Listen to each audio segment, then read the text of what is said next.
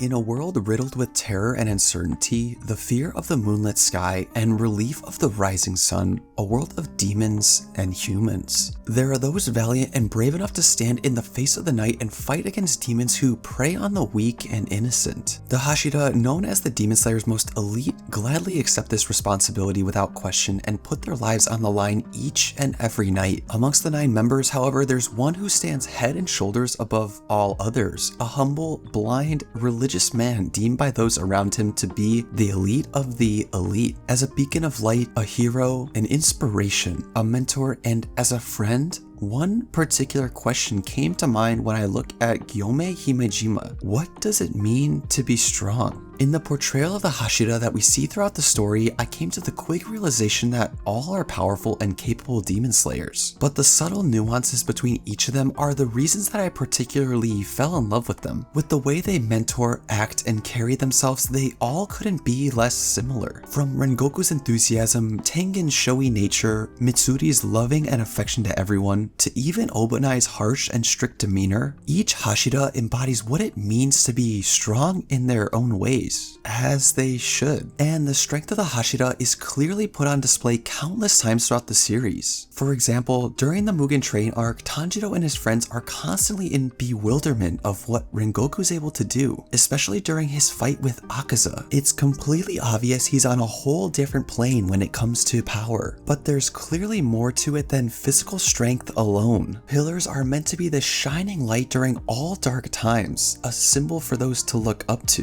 To answer what it means to be strong required me looking past physical strength and to dive further on the nature of someone's character. To me, being strong is having the ability to resist or endure, to believe and push through impossible situations when no one else believes in you, to have faith when the situation gets dire. And so we begin with Gyomei Himejima. The genius of the stone pillar is how he clashes against all the stereotypes we would use to characterize someone. He's a man of tall and imposing stature, yet gentle. A man who's seen crying at almost all times but hides an unfathomable amount of power behind those seemingly fragile emotions. Gyomei is the perfect representation of what it means to be strong in the Demon Slayer story, because while on the outside he looks strong, his personality traits tell a different story, and I think this juxtaposition works so incredibly well. Beneath this seemingly calm demeanor of Gyomei, there's an unfathomable amount of pain, suffering, resilience, and most importantly,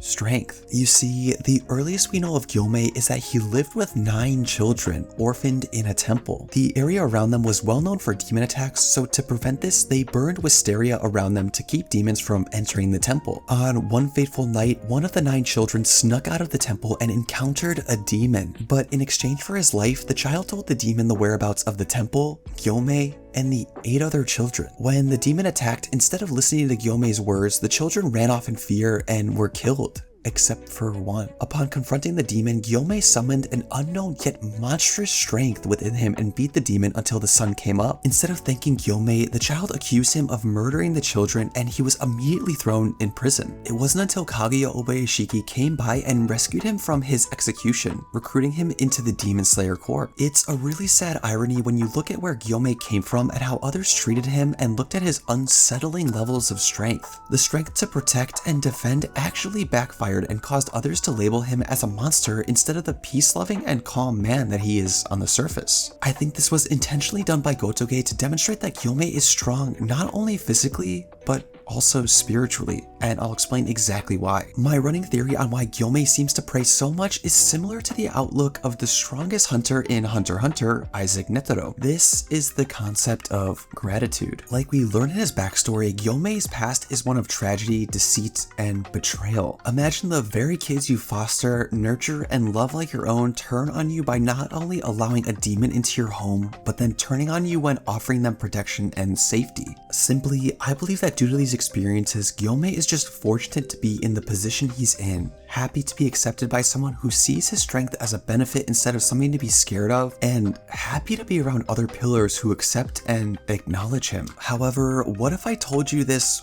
wasn't the real story. You see, while subtle, Gyomei's backstory and any of the Hashira backstories rather are narrated in first person. The fact that Gyomei is blind actually makes this narration less plausible than how we believe them to be. While Gyomei is played up to be the most mature and wise of the Hashira, I believe his backstory paints him as someone who truly misrepresented a situation. Sayo, the youngest of the 9 children, was clearly shaken up by the demon attack, and it's very likely that she was describing the demon as being the one who had killed all of the children and not Gyomei. Gyomei failing to understand those around him is an incredibly central part of his character and something that I believe lies hand in hand with his strength. Take, for example, when Tanjiro and the others are training with the Hashira after the Swordsmith village arc. Genya himself describes that Gyomei will just throw people into waterfalls or threaten to light them on fire, despite there being actual benefits to this ridiculous training style. If Gyomei were to take the time to understand and explain to his students the reason for this training, I believe that it's likely his strength could be shared with others, in some capacity, of course. It's explained that an unfathomable amount of strength is required to learn stone breathing, but I believe this is also a justification as to why Gyomei doesn't have a Sugoku like Shinobu. Just like the lack of communication with him and Sayo in the past, I believe he failed to learn from that event, and his tendency in the present storyline absolutely reflects this. This very nature is Gyomei's complex notion of strength. His past was so incredibly jarring that he essentially forgot everything memorable and important about his past life, which was to protect the ones he cares about. You see, despite how strong Gyomei already is, he wants to continue to pursue strength and be the strongest he can, which is all well and good, but I believe this has no real meaning unless that strength is used to protect those you care about. In a way, this is reflected throughout Gyomei's fight with Kokushibo. In essence, they're essentially foils, being the strongest demon slayer and demon respectively, but both share the same ideological outlook in that strength is all that really matters. But despite this outlook on strength, he ultimately couldn't protect the children close to him. He couldn't protect Genya or Moichiro, and is left feeling like a tool to be used solely for the purpose of destroying Muzan. It's not until Gyomei ultimately passes until he realizes that the kids were actually looking for weapons to fight the demon with and tried to call for help. If only they had come to see tomorrow, they would have explained everything to him. All in all, the story of Gyomei and his strength is one that teaches us an important lesson, and one that I think Demon Slayer hammers home a lot. There's much more than physical strength that defines you. You don't have to be the best at something to pursue it or achieve great things. It wasn't until his very last moments that those blind eyes finally saw reality clearer than they ever have, as he head into the afterlife, vowing to protect the 9 children for all eternity. That is the beautiful and remarkable character journey of the one and only Stone Pillar. If you enjoyed this video, consider liking, subscribing, commenting your thoughts, or supporting the channel in any way you see fit. Also, I recommend you check out my last video analyzing the Mist Pillar, Moichiro Togito. As always, it's been Dill from Anime Analysis, and until next time, stay curious, anime fam. Peace.